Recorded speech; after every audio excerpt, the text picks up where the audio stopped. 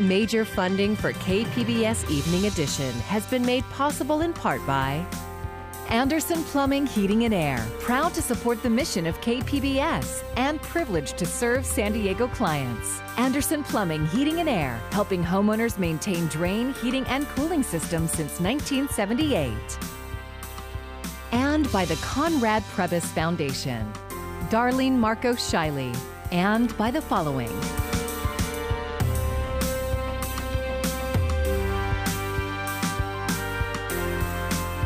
And by viewers like you. Thank you. Good evening. It's Wednesday, December 2nd. Thanks for joining us. I'm Amitha Sharma in for Maya Trabulsi. The CDC today warned we could be in for the worst winter in public health history.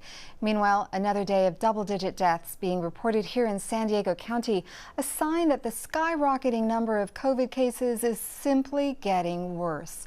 Health officials late this afternoon reported another 16 deaths and 1,217 new cases. More now from KPBS reporter Matt Hoffman. If you're looking for a place with a lot of small businesses all bunched together, the main drag through Ocean Beach, Newport Avenue, fits the bill. Ocean Beach Surf and Skate has been a fixture here for years. Buying a surf or skateboard from here takes the whole local thing one step further. It's all locally made. Our shop owner tries to steer away from... In a rare move, the County of San Diego Health and Human Services is notifying the public about 2 more locations of COVID-19 outbreaks. The county is now reporting outbreaks at 3 Awaken Church locations in San Diego, San Marcos, and Chula Vista. 64 cases have been traced back to the church. Anyone who attended indoor services or events at these locations between November 15th and the 22nd are told to quarantine for 14 days and get tested for COVID-19. On this week after Thanksgiving, the warning from the White House Coronavirus Task Force is grim. In its weekly report to states, the group says the COVID risk to all Americans is at an historic high. Meanwhile, Congress appears more serious about a financial relief bill. Karen Kaifa reports from Washington. A dramatic, dire assessment from the White House Coronavirus Task Force to states. Writing in a weekly report, we are in a very dangerous place due to the current extremely high COVID baseline and limited hospital capacity. A further post-Thanksgiving surge will compromise COVID patient care as well as medical care overall. Doctors nationwide are bracing for the worst. Every doctor's worst fear is that patients come to us and we can't give them the best care. We can't give them everything they need to take care of them. Urgency also felt on Capitol Hill as lawmakers resume talks about getting Americans some sort of financial relief soon. Senate Majority Leader Mitch McConnell says he's working on a bill that would include more small business funding and an extension of the federal unemployment benefit set to expire at the end of the year. In the last several days, the Democratic leaders have signaled a new willingness to engage in good faith. Treasury Secretary Steven Mnuchin said President Trump would sign McConnell's bill. Meanwhile, the CDC has laid out priority groups, medical workers and long-term care facility residents for the first wave of vaccines expected to reach states before Christmas. I think states are getting ready. They've been working on their plans now for a couple months. On Wednesday, the UK approved Pfizer-BioNTech's vaccine, the first Western country to sign off on a COVID-19 vaccine. In Washington, Karen Kaifa, KPBS News. Pfizer's vaccine could be the first to arrive in San Diego. Coming up, a look at how that could impact ongoing research into other potential coronavirus vaccines. We want to get back now to that report from Matt Hoffman. Most San Diegans will not have access to vaccines until early or mid next year. Today, county health officials detailed what a coronavirus vaccine rollout could look like. We'll be following the federal CDC guidelines and making the first doses of the vaccine available to healthcare workers on the front line and individuals most at risk living in long-term residential care facilities. State officials will use Rady Children's Hospital to store some of the vaccines. It's not there now, but pending approvals could start arriving as early as next week. In the meantime, health officials are expecting an uptick in cases from the Thanksgiving holiday. We expect the situation to get worse before it gets better. That vaccine is going to take many, many, many months. And so we have to confront the situation we face today with intentional, focused efforts. Officials are asking people to continue to avoid gatherings throughout the end of the month. I don't want to be the Scrooge delivering that message, but the reality is that COVID-19 cases are surging across the nation, across the state of California, and certainly across San Diego County. San Diego County is currently seeing a surge in testing that officials are attributing to the holiday season. A new partnership with CAL FIRE and San Diego County Fire has firefighters working pop-up drive-through testing sites. Santee is one of the areas where we are having a higher concentration of positives, so we partnered with the City of Santee Fire Department, came up with a site that would work good for us, ran it through all the chains, and this is our first day here. And as you can see, we've had a great turnout. We're over 400 right now, and we started at 9 a.m. Near Santee City Hall today, hundreds lined up for testing. People are encouraged to make appointments through 211 ahead of time, but they don't have to. Depending on how many cars are in line, we're averaging anywhere between 5 and 15 minutes total time. County officials are asking people to get their flu shots to help keep hospital capacity low. Healthcare providers say COVID-related hospitalizations are trending the wrong way and taking a toll on healthcare workers. Almost a 6-fold increase in a little over a month. ICU capacity at Sharp Healthcare is reaching a breaking point. We have 184 adult ICU beds in action, in play today. We have 25 beds left. In the midst of what we believe over the next 30 days will be the most monumental surge of this virus. Officials say vaccines will come in waves, and ultimately the CDC will determine who gets it first. Matt Hoffman, KPBS News. Get ready, you could lose power sometime over the next few days. SDG&E sent warnings out to some 88,000 customers. High winds, warm weather, and fire danger are back. More now from environmental reporter Eric Anderson. Santa Ana wind conditions are raising concern among weather watchers that the risk of a wildfire is climbing with the wind speeds. The National Weather Service says a red flag warning takes effect Wednesday and is expected to last into the weekend. The threat isn't linked to heat. Yes, it's that combination of dry air. It's going to be bone dry. And then when you combine that with the strong winds, if there's any fire starts, they can easily get out of control in this critical fire weather environment. Gregoria says these are not your typical hot, dry desert winds, even though daytime temperatures will be normal. Not too warm, but in the lower 70s. And with the dry air, it really just cools off fast at night. It can drop 40, even 50 degrees in wind shelter locations. So that's why it gets really chilly at night. Dry air just really doesn't, leave any lid on the temperature. Gregoria says the jet stream is holding position well north of California, and that's allowing the current conditions to persist. Gregoria says the winds will be strong, possibly damaging to trees and power lines. He says gusts of dry air will also sap moisture from plants, and that could cause a small wildfire to get big very fast. Eric Anderson, KPBS News. The most critical fire weather conditions are expected tonight through Friday morning. We'll have your complete weather forecast in a few minutes. San Diego Unified School District announced it will delay reopening plans as infection rates spike. KPBS education reporter Joe Hong explains what the new year will look like for the region's largest school district. The district was originally planning to open elementary schools on January 4th and middle and high schools on January 25th for hybrid instruction, but the current surge in COVID-19 cases has halted that timeline. The vast majority of instruction will stay online until further notice. It's a disappointment, obviously, because we and everybody had hoped, that after the winter break, we could start expanding into, bringing into our phase 2 and subsequent phases, bringing more students back onto campus. Richard Brer is the vice president of the district's board of trustees. We can't do that as long as the county is in the purple zone.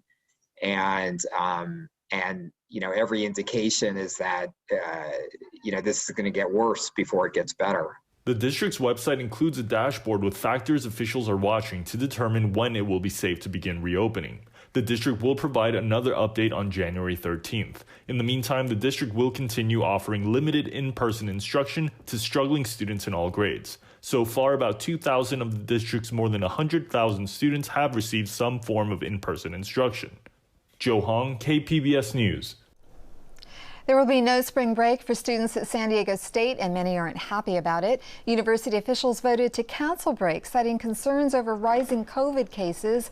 Instead of the traditional 9-day vacation, students will get 4 rest and recovery days spread out during the spring semester, which will make for long weekends. An online petition against the decision has been signed by thousands of students already. People who come in contact with someone infected with COVID-19 may soon be spending less time in quarantine. The Centers for Disease Control and Prevention is expected to trim quarantine recommendations from 14 days to 7 to 10 days after exposure. Officials described the decision as data-driven and said it has been under review for weeks. Health officials have said most people are infectious within a week of exposure. If one is following someone for 7 days versus 14, and then particularly if you have a negative test, that really is likely to have a much more positive impact than people who say, well, I can't do 14 days. Today, the CDC urged Americans to stay home over the upcoming holiday season, saying the best way to protect yourself and others is to stay home. If you do decide to travel, it's recommended you get COVID-19 tests 1 to 3 days before your trip, and again 3 to 5 days afterward. As COVID numbers rise across the county, a community health center in City Heights is trying to help those infected to navigate the deadly virus. KPBS reporter Max Rivlin-Nadler tells us resources are beginning to stretch thin. The rise in COVID cases at La Maestra's clinic on Fairmont Avenue has been dramatic. Last week, positive COVID cases were at 22%.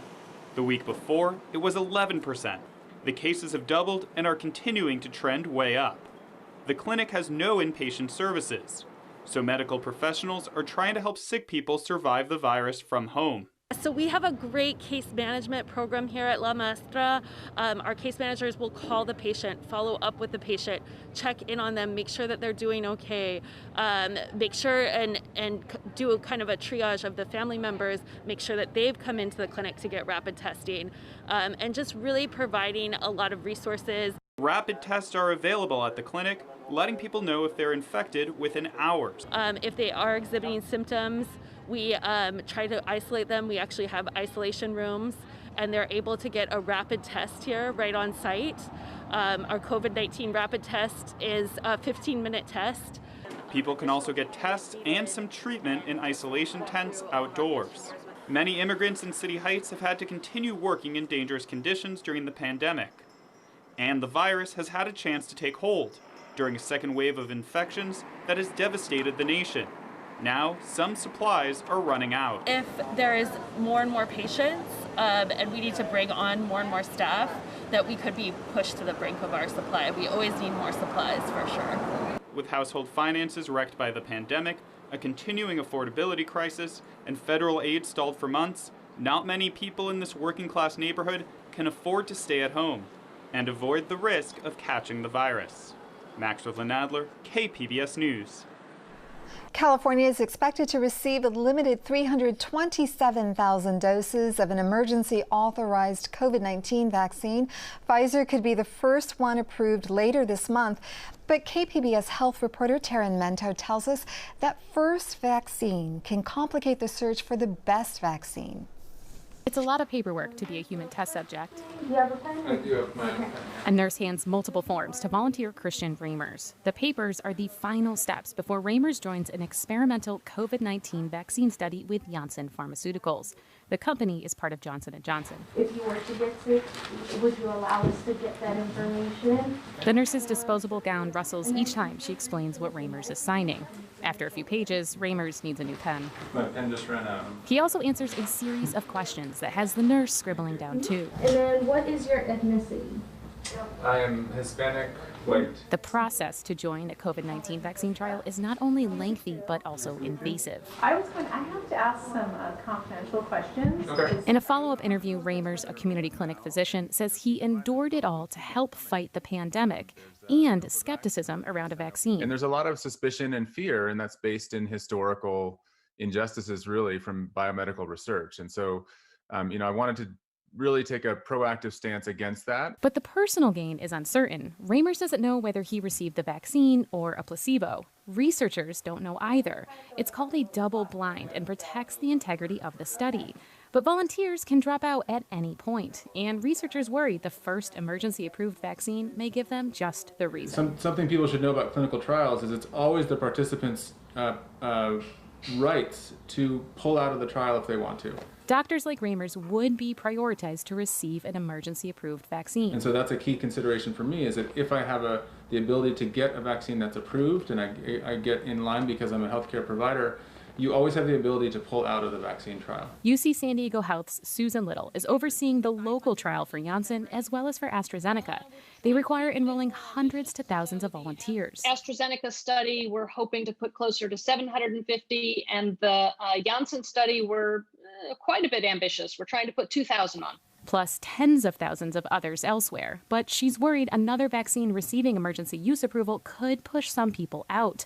That would jeopardize long-term data collection needed to produce multiple vaccines. It would be nearly impossible for one pharmaceutical company to generate enough doses of vaccine to vaccinate the U.S., let alone the world. And she says many volunteers may not even be eligible for the initial doses that will likely be in short supply even among priority groups.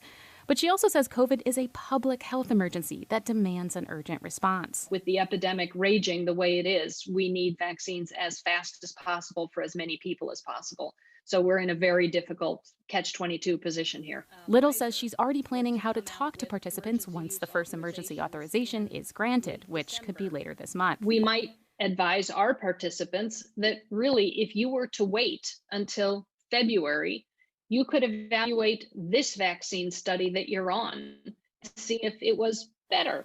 Janssen's is a one-dose vaccine, while Pfizer's requires 2 injections. FDA guidelines say it does not consider an emergency-approved vaccine as a reason to tell participants if they received a placebo. But a leading bioethicist from NYU says participants have a right to know under such circumstances. Raymer says he hopes he's in the vaccine arm of the Janssen trial. But I did get a sore arm, and so, fingers crossed that it was the vaccine, but that's the idea of going in, is that you have to be willing to take a placebo for the sake of the science. Still, he plans to review data from an emergency-approved vaccine before making up his mind. But Janssen told KPBS they'll notify participants about eligibility for an emergency-approved vaccine. The company said volunteers can use that info to continue as is or seek to be unblinded. Taryn Mento, KPBS News. City leaders unveiled Palisades Plaza today in Balboa Park. KPBS reporter Jacob Ayers says the new public space was built on what was once a parking lot near the San Diego Air and Space Museum. Mayor Kevin Faulconer was joined by Mayor-elect Todd Gloria and other San Diego leaders for the grand opening of Palisades Plaza. The idea for a plaza at the location dates back to the 90s. The project is intended to restore the Palisades area to its original 1935 purpose as a public gathering place. Today we are very excited, all of us, to officially open the Palisades Plaza. And where just a few months ago there was a cracked and crumbling parking lot, now we have this beautiful outdoor space for all San Diegans to enjoy. While the project removed 144 parking spaces from the South Palisades parking lot, the city said it will add 131 parking spots in 2 lots located in other parts of the park. Back when I was on the city council, anytime you talked about swapping out some parking spaces to turn it back to people, the knives came out, right? People were very, very concerned. And I understand that concern, but I would point to this being just another example of when we have made these alterations, they have been home runs for San Diego. After approval for the project was granted in February, construction began in April. Crews removed asphalt, upgraded the nearby San Diego trolley stop, improved landscaping, repaved the North Palisades parking lot, and upgraded sidewalks and curb ramps. Further upgrades are still planned around Balboa Park. The types of things we'll be looking at doing: bathrooms, roof repairs, landscaping, irrigation, and mobility and ADA improvements. And of course, this brand new plaza right here in the heart of the park. Construction of the Palisades Plaza cost about $600,000 in total. While many attractions in Balboa Park have been temporarily closed due to the pandemic, the new public space offers a safe, outdoor option for recreation. Jacob Ayers, KPBS News. It may be December, but that doesn't stop San Diegans from enjoying a day at the beach. Here's a look at Moonlight Beach in Encinitas this morning. There were a few people putting on their wetsuits and getting out into the water. We're enjoying unseasonably warmer temperatures that are expected to last through the weekend. Meteorologist Mark Mancuso has your forecast.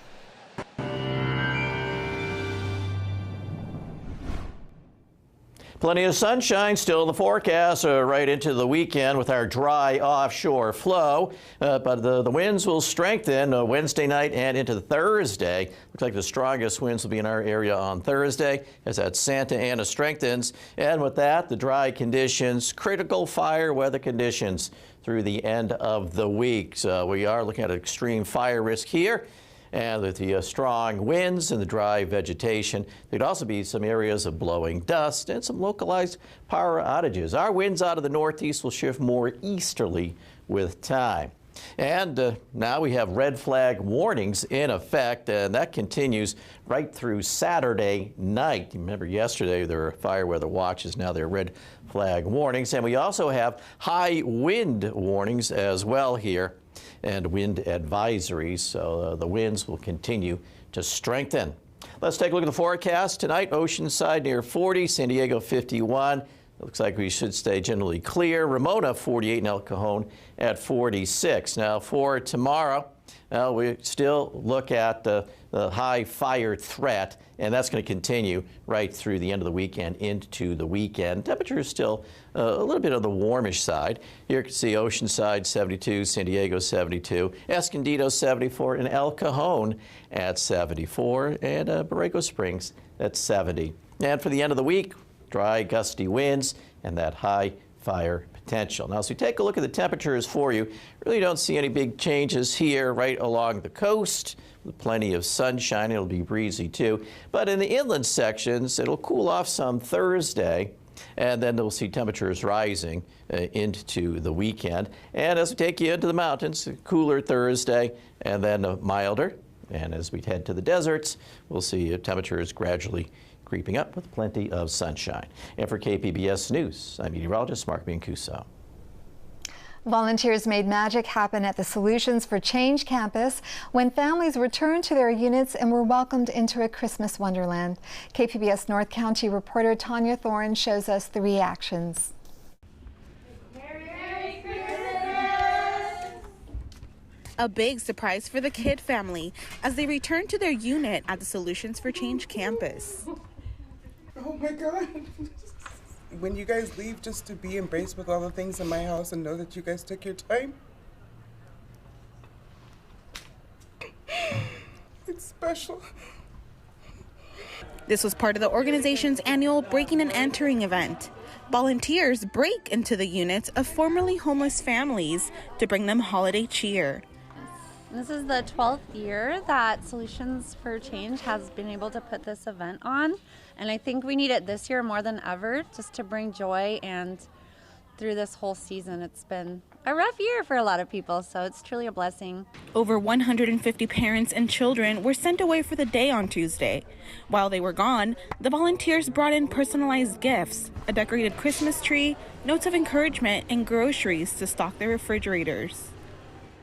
Volunteers took a lot of effort in really making this happen for our families that otherwise probably wouldn't even have a Christmas, and for some of our families it really is like their first Christmas. Solutions for Change, located in Vista, is a program for families experiencing homelessness that equips parents with new skills and resources to transform their lives. A 700-day program. They actually graduate. They may have up to $3,000 in their savings account, and they're all 100% reunited back with their families. Program leaders say there has been an outpouring of donations, and there was even a wait list for volunteers wanting to participate in this year's Breaking and Entering event. Thank you. Merry Christmas. Merry Christmas to everybody. Ho, ho, ho. Tanya Thorne, KPBS News. Here's a recap of today's top stories. The CDC is warning we could be in for the worst winter in public health history. It comes as San Diego County reports another day of double-digit deaths from COVID-19. 16 people succumbed to the virus and more than 1,200 new cases were reported.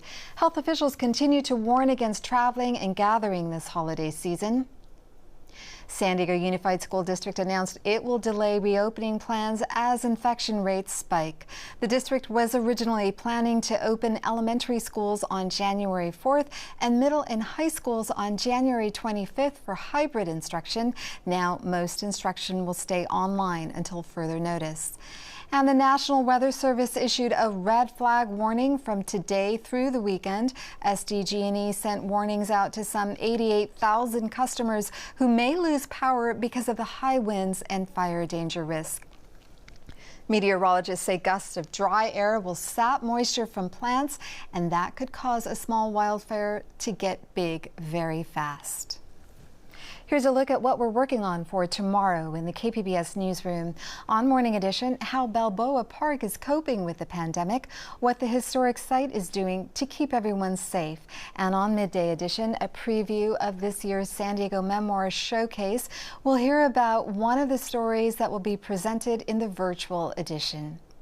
You can find tonight's stories on our website, kpbs.org/evening edition.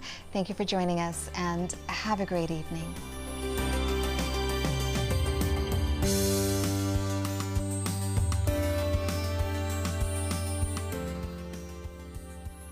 Major funding for KPBS Evening Edition has been made possible in part by Anderson Plumbing, Heating and Air, proud to support the mission of KPBS and privileged to serve San Diego clients. Anderson Plumbing, Heating and Air, helping homeowners maintain drain, heating, and cooling systems since 1978. And by the Conrad Prebys Foundation, Darlene Marco Shiley. And by the following: